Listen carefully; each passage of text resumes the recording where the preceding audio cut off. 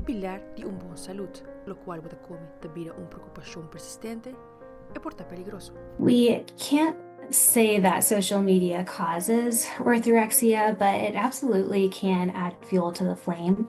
Orthorexia está birando más común, mientras que la persona no queda o acosta arriba media social, no queda haya consejo nutritivo constantemente. People who have anxiety or perfectionistic tendencies, that can really put them at risk for developing a full-blown eating disorder. Es por comenzar con un deseo para estar más saludable, pero después el regla de comida te pira más estricto y te purva de eliminar grupos de comida completamente y te siente culpabilidad a hora de comer algo que está estrictamente ponido para no comer. Nada comienza a evitar situaciones sociales que incluye comida, tu resaque por causa de deficiencia de nutrientes, cambio de hormonas, cansancio, como también isolación. When food rules start to dominate people's lives, relationships, and other meaningful experiences can begin to take a backseat.